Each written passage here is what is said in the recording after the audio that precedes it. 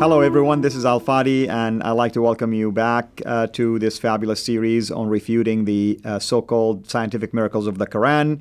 With me here in studio to do so is Dr. Jay Smith.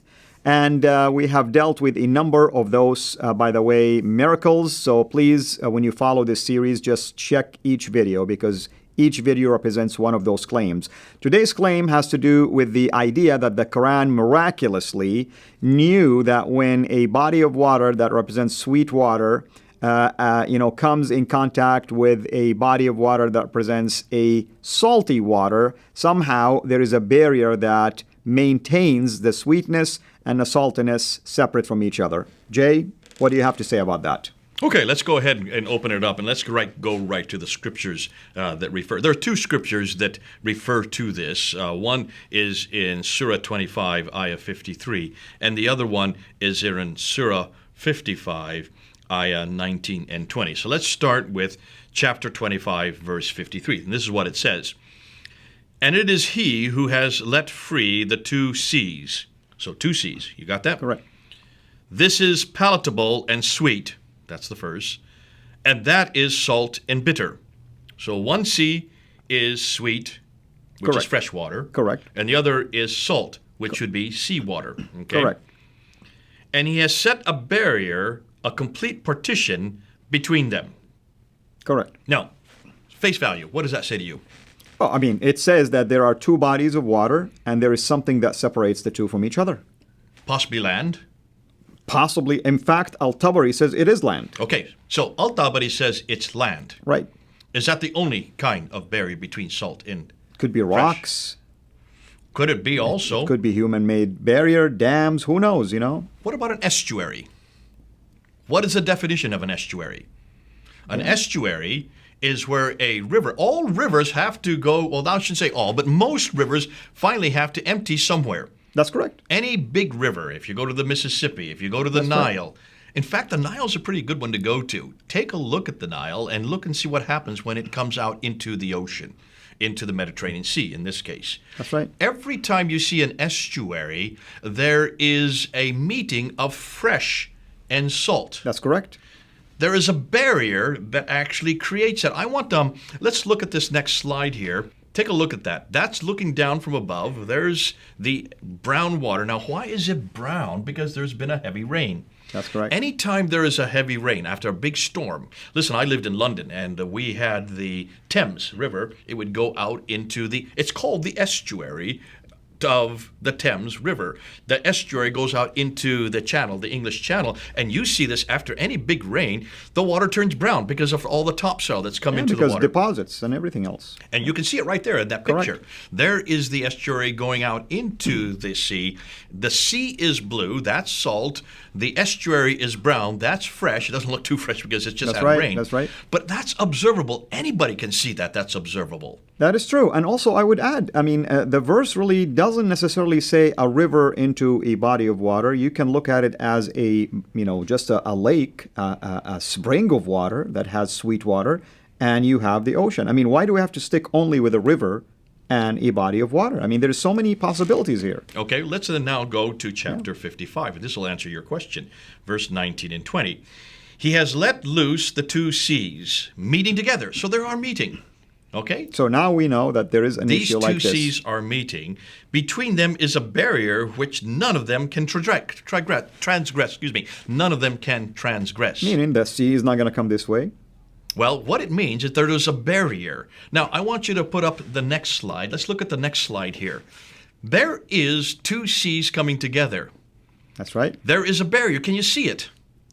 Right now it's visible, yes. On the right side is the salt water. On the left side is the other water that's coming in. You can visibly see the barrier between them. Are the boats going back and forth? Absolutely. Can boats go across that barrier? We can see one of them is crossing already. There you see it's crossing it. But at any estuary, if you go to the Thames or the Mississippi River or the Nile River or any great river, you have fishermen who live inland. How do they do their fishing if they don't go across the barrier? Absolutely, but also, I'm sure you're aware of this. The argument is like if you go even underneath the surface of the water, this barrier prevents salt from mixing with sweet water. it actually does mix. And what Of happens course is the it does. seed well dissipates. Let me go back to that last picture. Let's go back to the previous picture.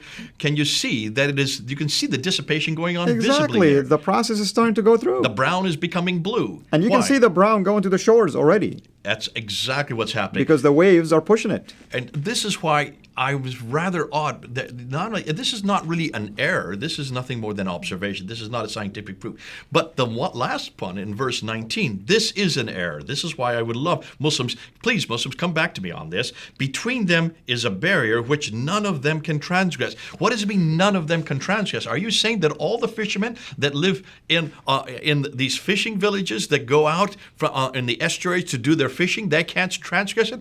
Listen, those barriers are there every day of the year. They're there all the time. The only time you can really see them is when there is a large storm and the water turns to brown, as we showed in the picture there. Then you can visibly see it. So there's observation. Are you still suggesting that no fishermen can go out and do their fishing out into the sea? Is that what the Quran is saying? This is a huge error. Absolutely. So not only is the proof not there, this is not a miracle. This is absolutely visible. This is observation, nothing more than observation. Whoever wrote this has been close to an estuary, knowing that the fact that they know that there is salt, the fact that they know that there is fresh water means that they have observed both fresh and salt.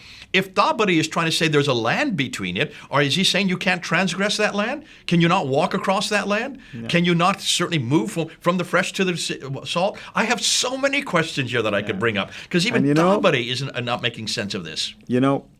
You mentioned something, and I want to go out on a limb here.